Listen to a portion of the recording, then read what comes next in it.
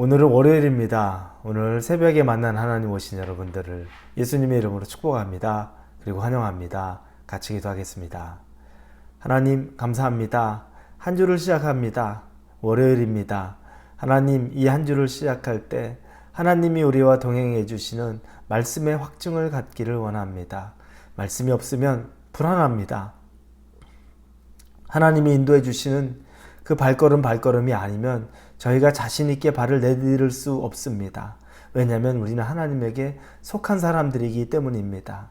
하나님, 세상을 바라보고 내 경험을 의지하지 않게 하시고 하나님을 바라보고 하나님의 능력을 의지하게 하여 주시옵소서. 하나님을 기대합니다. 예수님의 이름으로 기도합니다. 아멘.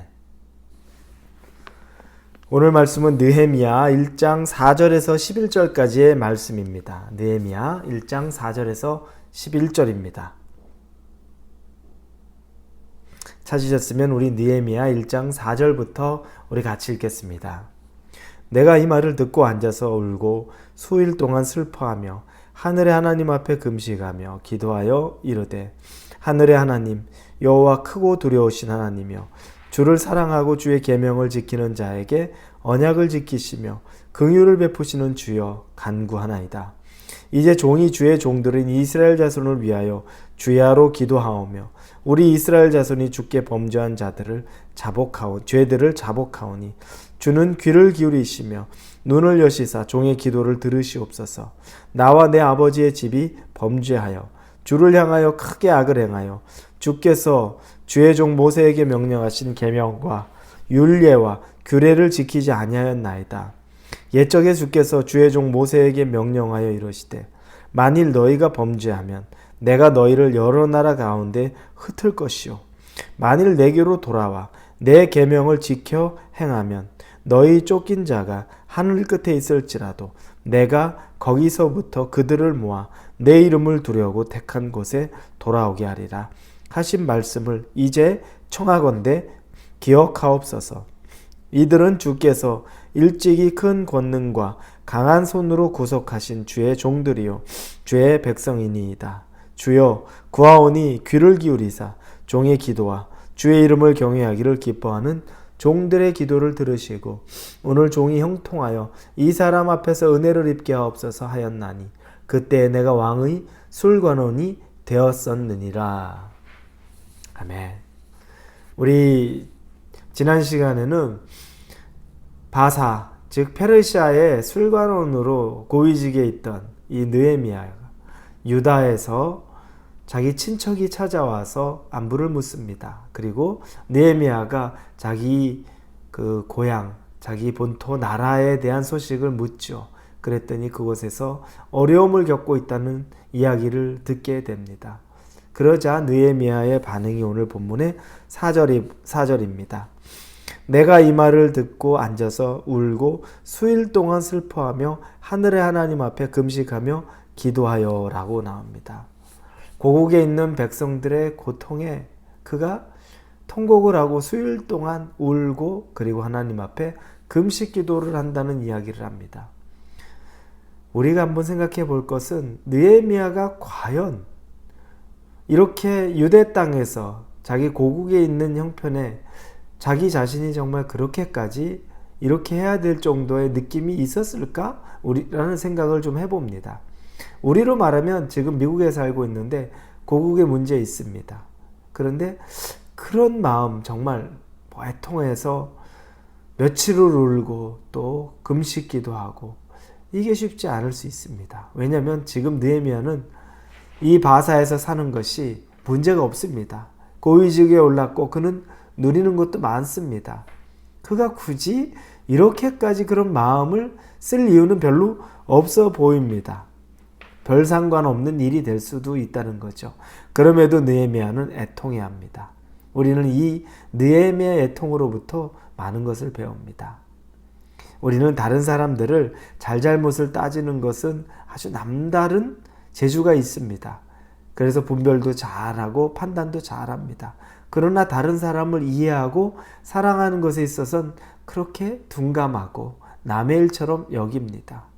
느헤미야를 보니까 그러나 느헤미야는 오히려 잘잘못을 따져서 그러기보다 남의 일에 라고 생각할 수 있는 그 먼 나라 자기 고국의 일을 애통해하고 그걸 가지고서 그렇게 힘들어하고 금식까지 합니다. 여러분, 이런 가정, 또 이런 이런 교회 모두가 사랑이 필요합니다. 관심이 필요합니다. 가만히 들여다보면 누구 하나 사랑 필요하지 않은 사람 없고 관심 필요하지 않은 사람 없고 정말 사람들이 같이 울어줄 수 있는 그런 마음 필요하지 않은 사람 없습니다. 왜냐하면 제가 이렇게 목회를 하면서 조금이라도 상담해보고 그 마음을 보고 또 그 마음을 들어주기만 하는 것으로서도 많은 사람들이 그냥 울며 이야기를 합니다. 들어주는 것 그 자체만으로도 굉장한 이 말하는 사람에게 있어서는 위로가 될 수도 있다는 겁니다. 우리가 다른 사람의 잘못을 지적하는 일에 앞장서는 사람보다는 다른 사람의 마음을 어루만져 줄 수 있는 것에 먼저가 될 수 있는 사람이 되기를 원합니다. 느헤미야는 그러면서 자기 민족에 대한 마음, 그래서 아까 4절에 보는 애통하며 금식하는 것이 있습니다. 여기서 중요한 것은 느헤미야가 애통해야 합니다. 그러나 그는 마음으로 애통해야 하지 않습니다. 마음으로만 애통해야 하는 것으로 끝내지 않았다는 겁니다. 그는 그것을 바로 누가 이 문제를 해결해 줄지 알기 때문에 그 문제를 가지고 그 해결자에게 갑니다. 그건 바사의 왕이 아닙니다. 느헤미야가 그 해결자는 하나님인 것을 압니다. 하나님에게 애통해야 하고 하나님 앞에 기도하고 그리고 하나님 앞에 절실함을 드러내는 금식을 하며 기도합니다. 왜냐하면 하나님이 이 문제를 해결할 수 있다고 느헤미야는 믿고 있기 때문입니다.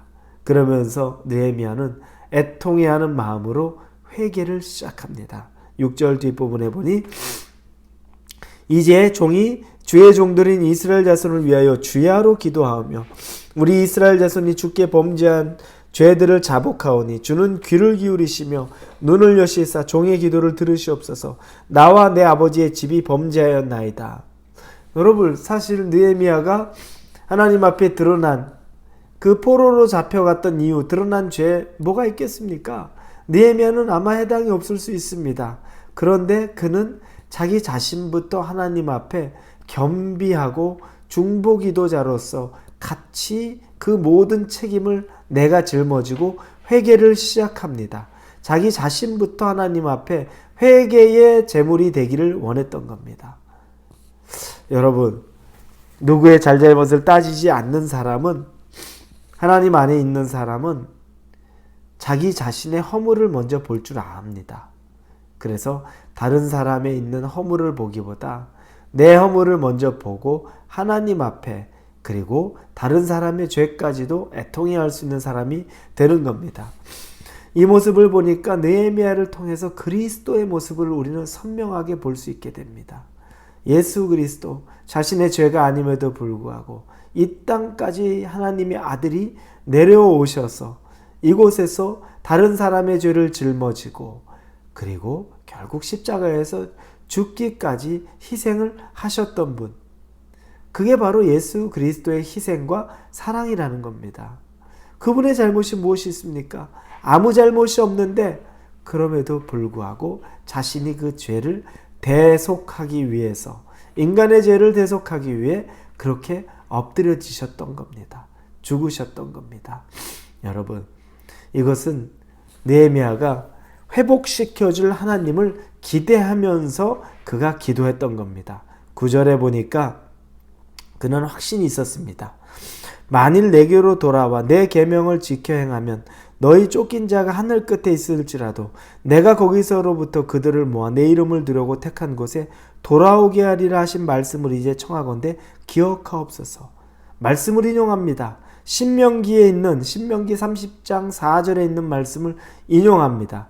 하나님 앞에 겸비하고 하나님 앞에 회개하고 돌이킨 자가 있으면 하나님이 다시 그들을 택한 곳에 돌아오게 하겠다라는 그 말씀을 하나님 기억해 주십시오라고 이 느헤미야가 하나님 앞에 이야기하는 장면입니다.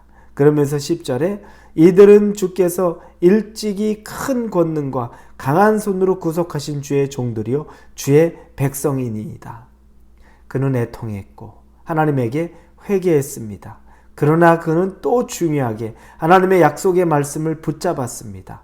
그리고 믿음으로 그는 하나님께서 다시 세우실 것을 하나님 앞에 입술로 선포했습니다. 여러분, 이 과정이 어떻습니까? 애통해합니다. 회개합니다.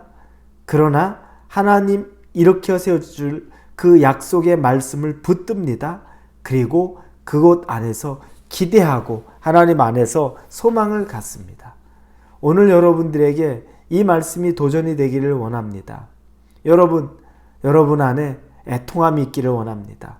그러나 애통함으로만 멈추지 마십시오. 그것이 여러분 하나님에게 참회, 회개의 기도로 하나님 앞에 나갈 수 있기를 바랍니다.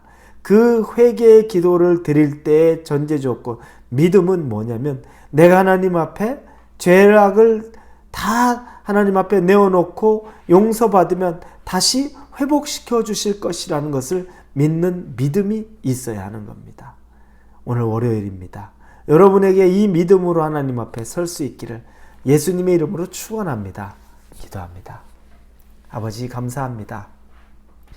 느헤미야의 모습이 도전이 됩니다. 애통해했고 대신 회개하고 그러면서도 하나님이 하실 일들에 대한 기대감을 가졌던 것, 우리의 삶에도 이런 일들을 행할 수 있게 인도하여 주옵소서. 예수님의 이름으로 기도합니다. 아멘.